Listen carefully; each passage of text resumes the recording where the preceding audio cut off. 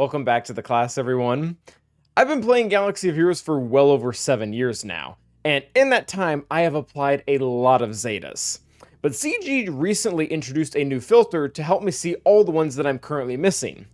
So in today's video, I'd like to talk about why. So for those of you who don't immediately know what I was talking about, if you go to the character selection screen and open the filters, there's actually this really nifty filter here that will let you see which Zetas you still need to upgrade. And like I said, I've got about 27 characters here, and I would like to talk about the fact, despite the fact that I've been playing the game for a long time, I still haven't applied them. This is not meant to be an exhaustive list of bad Zetas, but it's pretty safe to say the vast majority of Zetas in here are very bad, or at best a little bit niche. So the first category of Zetas I want to talk about are really just the fact that there is a better leader or leaders that exist for these respective characters.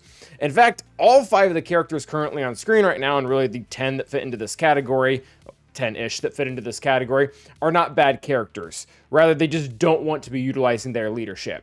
I won't even go into detail on it, but 9th Sister and 7th Sister are both Inquisitors, so they're naturally going to land 9 times out of 10 under a Grand Inquisitor or a Reva lead. Even if you don't have those characters unlocked yet, you're still better off using 5th Brother lead, which doesn't even require a Zeta. These just don't do much, and they were very specifically aimed at certain Jedi, and to be frank, they don't even really hold up all that well. Like, allies are immune to speed limited effects. This was aimed to beat Jedi Knight Luke. Even if you apply this and have the Omicron, Inquisitors without GI and Reva do not do well against Jedi Knight Luke lead. Continuing that same fact, we have Grandmaster Yoda, and this one bugs me a little bit, because there are several other Jedi that Grandmaster Yoda, and actually Galactic Republic too, that he works well under. There's probably about 5 of them. That's fantastic. But for some reason, instead of giving him a unique, they put his ability to be immune to shock on his leadership. Now, that's not a reason to apply the Zeta or to use it, but at the same time, that bugs me, and I guess I'm using this platform to say it. But at the end of the day, use Bastila, use Revan, use Cal Kestis, JML, Amidala, the list just kind of keeps going. Asajj Ventress. Now, this one is a little bit interesting because given the fact that my account is so old, there actually was a time where she could have been leveraged really well. Number one, in 3v3, when teams were a lot more scarce, it was nice to have both her and Mother Talzin's lead, especially before we had Great Mothers on the scene. But in addition to that, this was actually pretty good in a certain tier of the Sith raid, a raid that has not really been relevant for years now. But now with Merrin on the scene, Mother Talzin lead pretty much rules in every single aspect. Merrin's kit heavily focuses on both Plague and Revives, both of which Mother Talzin likes a whole lot. For anyone wondering, the Leadership Zeta is also pretty bad for the gas event. It obviously doesn't make the character worse, but the fact that she's not leading actual Night Sisters really hinders it, and you're much better off applying these Zetas to Droideka, B1, and B2. Next up is going to be Mando. Very similar vein, not a bad character. He functions actually pretty well under several different bounty hunter leads. The issue is you just really don't need to use his own, and there were some like really niche uses that he had for his lead just because of the 20 speed for a while there, but you didn't need the 15% offense and health steal to get those even niche scenarios to work. So overall, that is the first 5 characters. The next 5, it's going to, again, be very similar. Nihilus. It's not good. Use Traya. There are some like clickbaity things that you can do with it because it reduces his max health so he can get, or rather gets rid of his protection and makes it easier to reduce his max health so they can get Annihilate off quicker. That's not worth trading all the things that Traya lead gives out. Jin, not exactly the same thing, but if you're using Jin at all, you really should have Adrad. If you don't have Adrad, you probably shouldn't be using Jin. I never did. Cody, there's better clone leaders out there, most of which are not clones, by the way. Shakti, Lord Vader, Gas. You just don't really need another leadership for what is already a limited amount of clones. Embo, again, similar to Mando that we talked about earlier, much better bounty hunter leaders, and really Embo should be being used on Jabba the Hutt if you have him, just because the amount of synergy he has there, not only being a bounty hunter, but also a part of the Hutt cartel. Gar Saxon is an interesting one, because I think out of every single Zeta that I'm missing, you could probably make the best argument for his leadership Zeta. Not only does he have a ship, and I already have him past the threshold where the very specific profundity counter doesn't really work anymore, but getting your health back for the 2-man versus Gas really isn't that bad of a thing. In fact, when I looked up the overall win rates before doing this video, I saw that it increases by about 10% by applying this. That being said, that's really not what's key to getting that 2-man counter to gas to work. Really what you need is to have enough tenacity to make sure you don't get dazed. After that, everything else is kind of a drop in the bucket. But again, doesn't make him worse, and having that health recovery is really nice, or could be nice, because you're keeping them from going all the way down to damage immunity, and going to damage immunity would be bad because then you can't counter once you hit that point. The next group of characters I want to look at are all good characters. That being said, the Zetas that they have on them really aren't doing that much. Krex actually might be one of the best examples of this in the entire game, or at a bare minimum on my roster. And it's not going to be the Lost Commander. That Zeta is very, very good. It's going to be on Master Marksman. This increases the damage by 20%, which I guess okay. And then if this attack defeats the target enemy, reset the cooldowns of all clone troopers and Phoenix allies. I've paid attention throughout my years now of using Krex to see if this has ever actually been relevant. I don't think I've ever seen, at least when I'm using them, this specific hit get the kill. Phoenix are great, but one of the things that they do is they assist out of turn whenever somebody uses a special. Meaning, even if you use this, the likelihood that a kill from one of the other Phoenix members, if that kills the enemy, then you don't get to reset cooldowns and the Zeta is completely void. And that's not even accounting, all the other characters that you have on the team also dealing damage. And even when it does happen, it's very likely to not save you. Like, for this exact thing to happen on the exact turn that you needed your cooldowns reduced even more than Chopper is already doing it, it's just not really a factor at all. The highest thing that Phoenix really beat is Reva, and I've been beating Reva's just fine. Actually, as recently as last week without this Zeta on there. Another good example, this is Magnagard. Magnagard, while maybe not the flashiest or shiniest character, is a really good tank for General Grievous, but having a stun and buff dispel ready when there were no buffs to be dispelled really isn't doing all that much.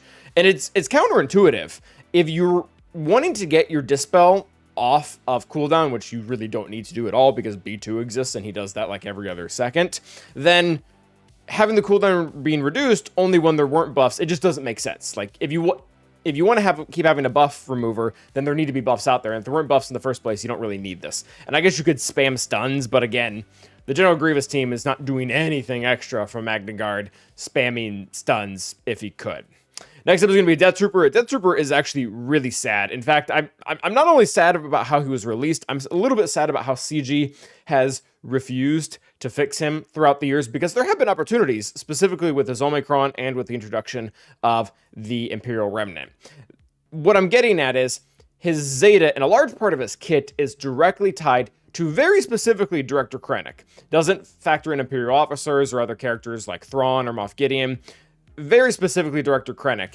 And while you do get an extra 5% health recovery every single time he scores a critical hit, I guess that's kind of nice. The rest of this entire Zeta, the 50% turn meter, Director Krennic can't be critically hit while Death Trooper is alive, those just really aren't doing anything because Death Trooper has several good teams. Krennic is on absolutely none of them. So again, good character, use him with Moff Gideon, or rather Dark Trooper Moff Gideon, use him with Veers, don't ever bother with the Zeta.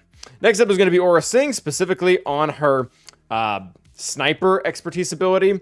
If the target is toppled, this ability's cooldown is reset. This was originally made for raids.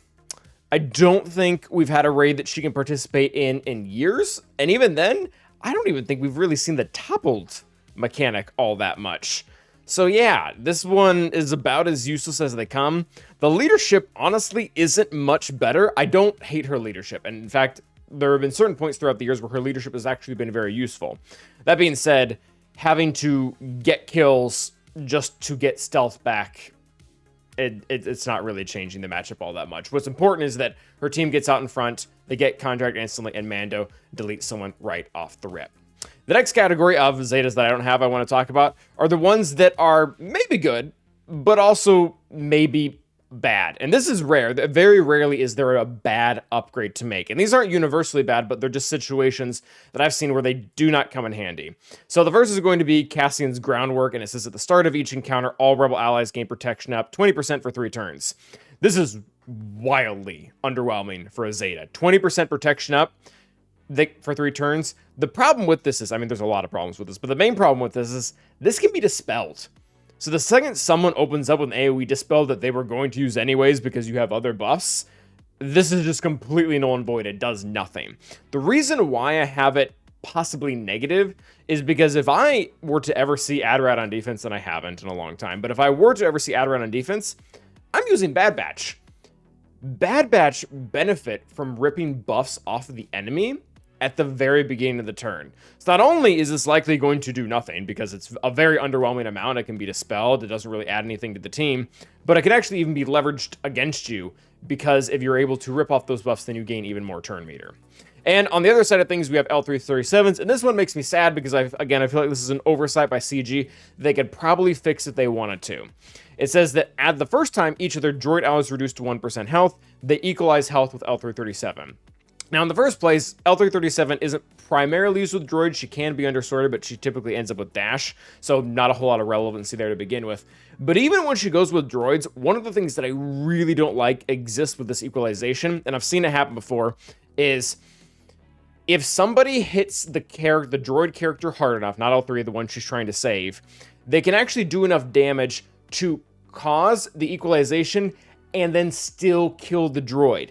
And this is awful, because if you didn't have the Zeta applied, L3 would never equalize and lose her health, but since you have the Zeta, she loses her health, and if there was enough damage there, the character dies anyways, so you're essentially out a net negative. So again, not entirely bad, but there are situations where this will actually not benefit you anything. And I realize there are other Zetas like that here and there in very specific situations, like I think Shaak Ti's unique in the current raid, but I have that one applied, so it didn't really make the list.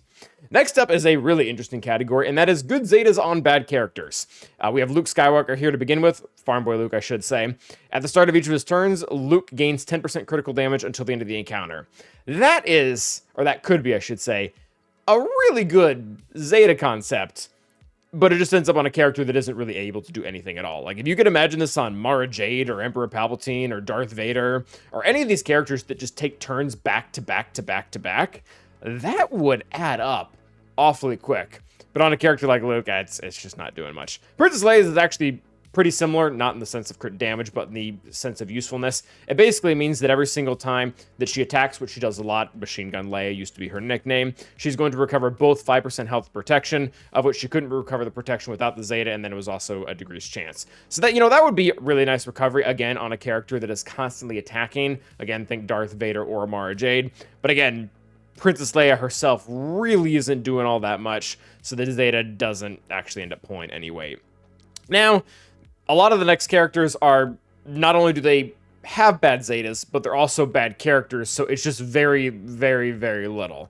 Veteran Smuggler Chewbacca really isn't on any B or C tier team or above, and when you look at his Zeta, he gets an extra offense for one turn, which he wasn't going to kill anyone with anyway. Krennic has protection recovery at a time where protection recovery was scarce. That time is long gone. Krennic bad. We've already talked about that. This one also bugs me because he gains 10% health stacking for 3 turns. Even if it was unlimited, it would still be bad. But it's not. That's just so bad. Bodhi also, again, bad character. Sorry. I know there's one of you out there that likes Bodhi, maybe 2. Apologies to you specifically, but to everyone else, at the end of each of his turns, Bodhi grants offense up to a random ally who doesn't have it. So, yay, offense up on a tank, because that's what you needed. Also, he was doing nothing else that entire battle, so Bodhi bad. Greedo actually pains me a little bit to put both him and Rey. Stick Rey good right now because of her DC, but, that's not permanent. Both of these could have been better. They could have been better. Stun for 1 turn is reduced to less than 20% turn meter. The stun can't be resisted. So, again, I don't like conditions on Zetas for underwhelming abilities. I'm pretty sure this is just Cad Bane's special, but it requires you to slap on a Zeta. Also, the rest of his character, filler at best for Hutt Cartel, I guess. Rey Scavenger used to hit like a truck if the year was 2019. It is not anymore, so she doesn't do that. Young Lando Calrissian, this is actually like peak uselessness. It increases his chance of getting prepared. If you're using him at all, you should probably be using him under dash, in which case he's always prepared 100% of the time. I guess his ship would be the best argument for applying it, but again, the stats added are marginal at best for a ship, and a ship is doing next to nothing other than like a 32% counter versus Leviathan that has gained some popularity recently.